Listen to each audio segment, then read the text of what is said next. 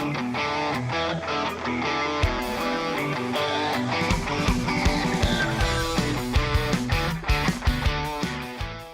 see the title, you see the date. Unfortunately, it's a little bit later than I wanted to. But yes, today we're going to be counting down the top 10 films of 2024. Now, to make everything perfectly clear, this is my list. I have criteria for my own things that I like. You know, there's stuff that's like objectively what is good, rewatchability, you know, actors per se for me. So this is all like subjective. There are going to be some on here that are very like, you know, you'd expect them to be on someone's top 10 list, but for the most part, this is my top 10. Let's not throw hands just yet. Honorable mentions that I have here are Inside Out 2, Twisters, Hitman. Yes, I was on a Glen Powell kick at one point this year. Furiosa, a Mad Max story, and Love Lies Bleeding. Congratulations to all those films for being fantastic works of art, but unfortunately they just did not crack the top 10 list. Starting out at number 10 is going to set the trend for some movies that are going to show up on here at some point on this list, and that is going to be a sequel, actually. Smile 2. I have a full-length review on this channel, so you could go ahead and check out my overall thoughts over there. But for the rest of the movies on here, I will just be giving a quick couple thoughts.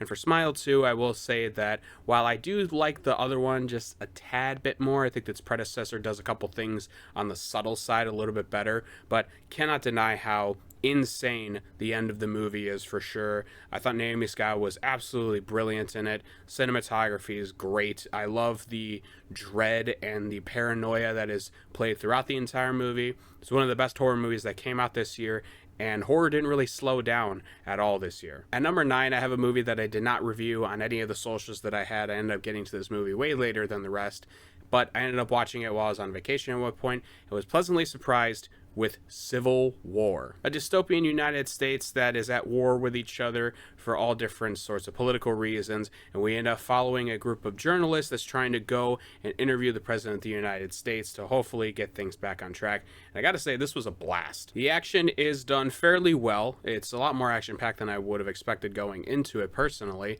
but it's also one of the bigger budget A24 movies that we've seen recently as far as like gunfire and like this grandiose sort of scale that they have for their movies. I thought it pays off really well. I thought the characters were all really outstanding. And also, I talked about it briefly in the previous entry, the cinematography in this movie is also outstanding, but more importantly, I love it to where, because we follow a bunch of journalists and they do a lot of photography, there are still shots that will just flash on the screen like a Polaroid of what's happening mixed in with the action that's happening throughout the entire scene, and I think that sets it apart from a lot of other things. Fantastic movie. My only regret is that I didn't end up watching it in a theater like IMAX or Dolby or anything like that, because some of those visuals would have been amazing to see on the big screen. Now, I had a decision to make because I really wanted to stick to one animated movie this year that I had seen, and I know that there was a bunch out there that a lot of people loved, but I'd only seen a handful, and the top two that I was struggling with was Inside Out 2 and my entry for number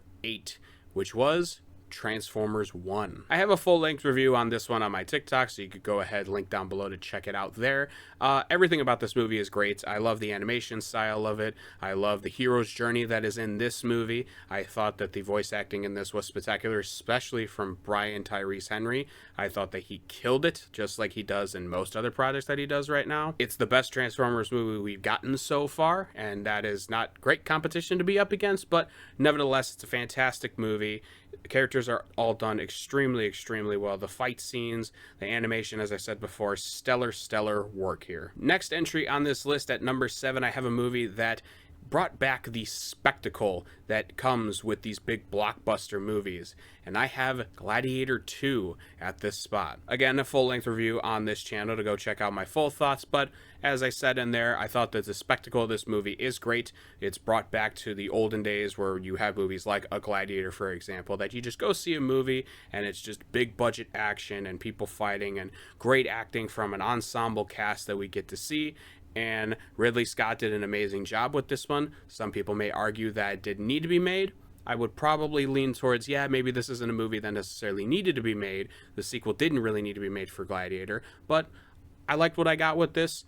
Again, Ridley Scott did a good job with it. Can't really say much else about this movie. This is the part of the list that kind of started to get a little hokey for me, in the sense of I really tried to narrow down what went where and how I felt and how I feel going forward, because clearly I cannot adjust this list in my top 10 ranking ever for the entire eternity of which I live. But at number 6, I had a movie that I heard rumblings about and rumors about more than anything before I ended up seeing it, and by God, was The Substance.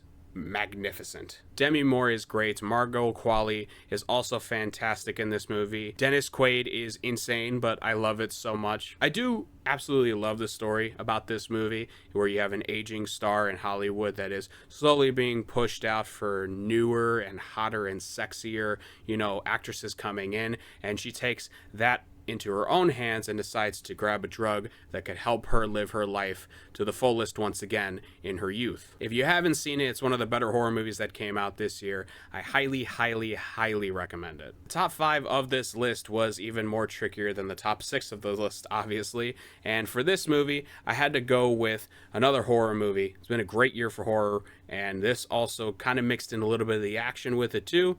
I had to give props to Alien Romulus. This has been the best Alien movie that we've gotten since Aliens, and I'm not a big fan of Aliens more than the first movie, but Alien Romulus does a great job of mixing the two sort of tones. I definitely love the scare factor with this, being isolated in a spaceship where no one can hear you scream.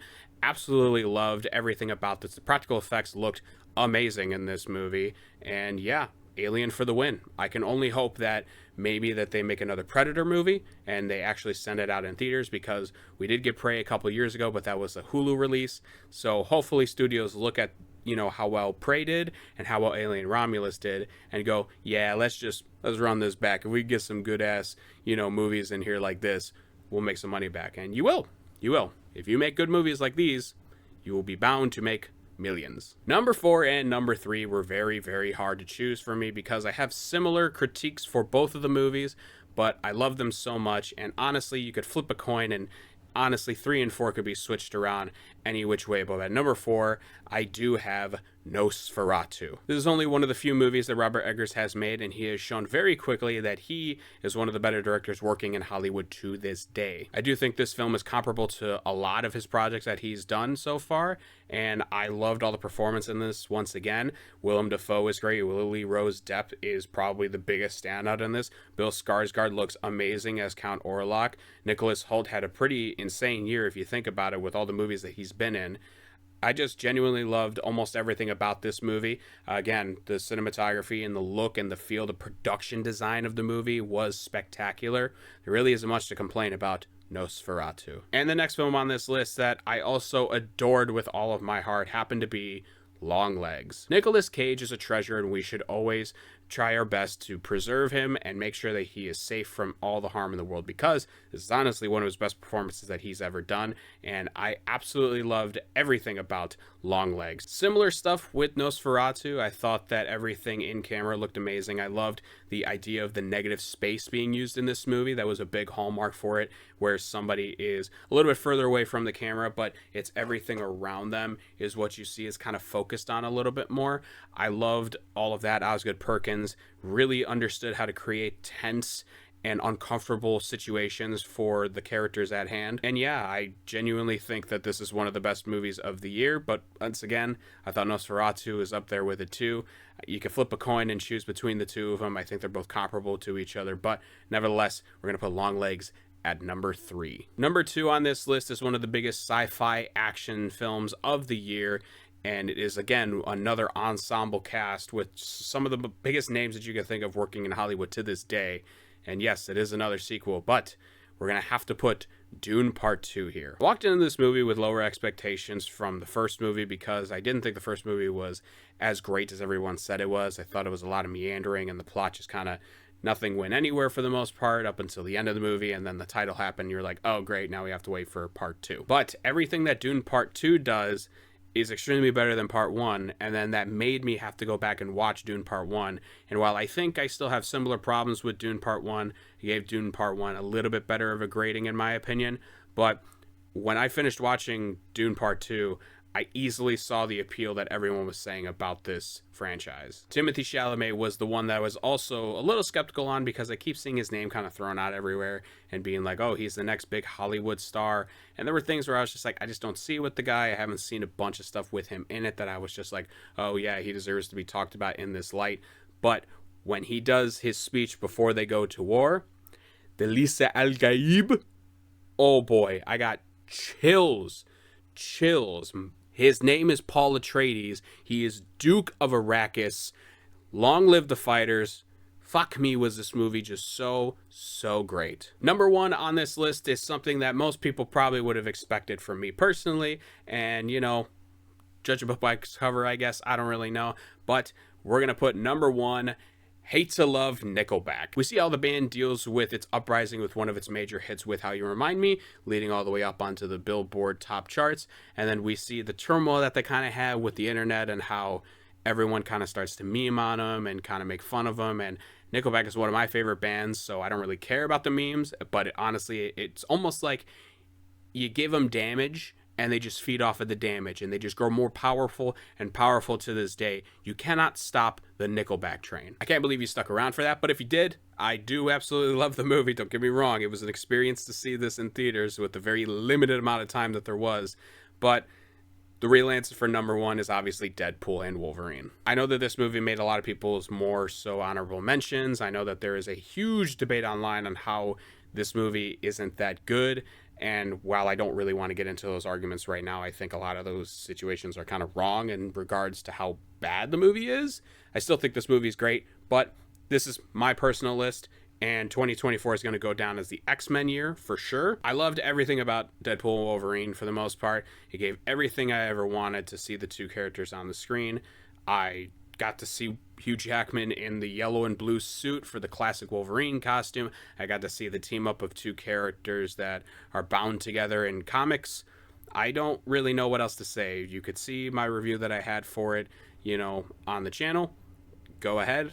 I loved everything about this movie. You can't stop me from putting this at number one. It's my list. But yeah, we're going to put Deadpool and Wolverine at one. Once again, I didn't see every movie this year, so this is the top 10 list that I had created. I hadn't seen movies like Wicked, I hadn't seen Anora, I hadn't seen The Wild Robot even. There's a ton of movies that I did not end up seeing this year that I will get down to at some point. If you want to see my thoughts on most of these reviews, you could go ahead and check out the rest of the YouTube channel and see the reviews I had for some of these movies. Some of them are also going to be on my Letterboxd, which is apaul22. You could also go to my Twitter where we talk about movies on there as well. And TikTok is going to have a couple of reviews on there for some of these movies too. Look out very soon because we're going to be talking about the top 10 worst movies of 2024. And I cannot wait for that one. So thank you guys so much for watching. Remember to keep those cinemas alive, and I will talk to you all next time.